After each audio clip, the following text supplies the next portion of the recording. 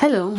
Today in Storytime, we'll be talking about why research is important. And we'll be focusing on a story about KUNE Foods, which is a Kenyan startup that closed after just 10 months. Welcome to Janta, and we will be talking about how to build your business through research and why it's important for your business to learn about what is in the market and why you need to learn about your competitors.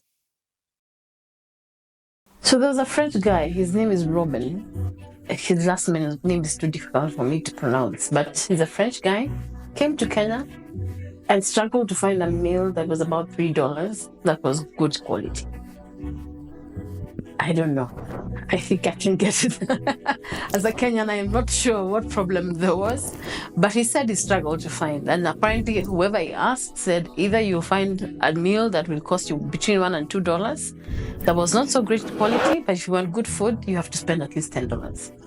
So he came back and put in some money and started a business and called it KUNE Foods. And what he did, he started a small cloud kitchen and he started selling food that was about 350 shillings, which is about $3 at the time. That was around 2010. So what happens? So they start selling to a few corporates and they get about 50 customers and they were able to deliver food.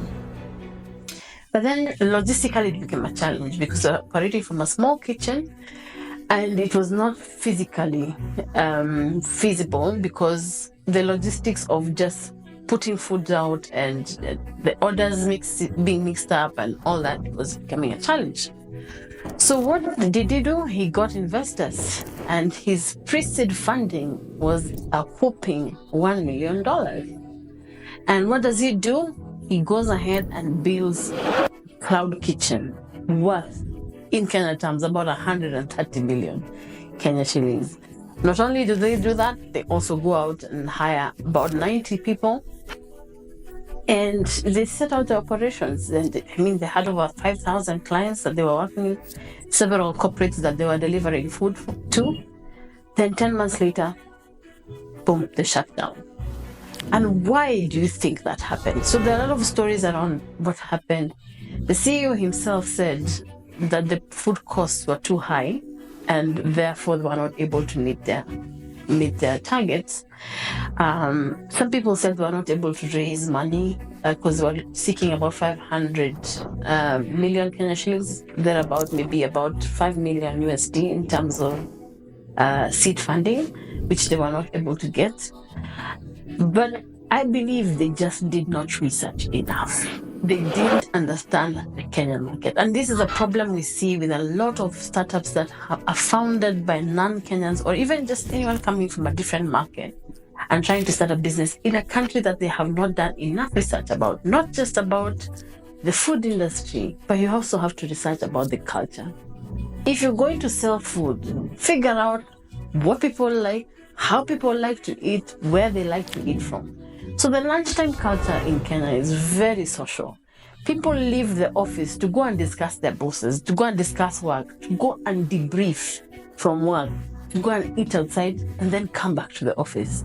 It is common knowledge that people do not like sitting in the office kitchen or office space to eat their lunch. So what they did not do is they did not compete with the kibanda. Why? The kibanda offers a social space. It's not about the food. It's about eating together. It's about communing together. It's about laughing about what happened in the office. So they didn't quite understand who the competition was, what the competition was actually offering.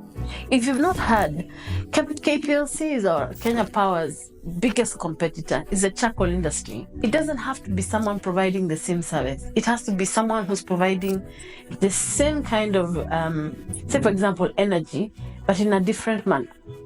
So if you don't do enough research when you're setting up your business and continuously having research and development as you're running the business, you're likely to fail. So if you're starting a business and you haven't done any research, you're putting the cart before the horse and you're likely to lose your money. So today, if you want to start a business, please make sure you're investing enough on research and development. Then start small, scale with the information you have, build a sustainable growth model, and then you are likely to have a successful business. So the issues we see with KUNE Food, they underestimated the traditional food vendors. They relied heavily on investors' money and not relied on the revenue that they were making. And then they expanded into a market that they had no proof of demand. So comment below if you are starting a business and you want to know a little bit more, and we will get in touch with you.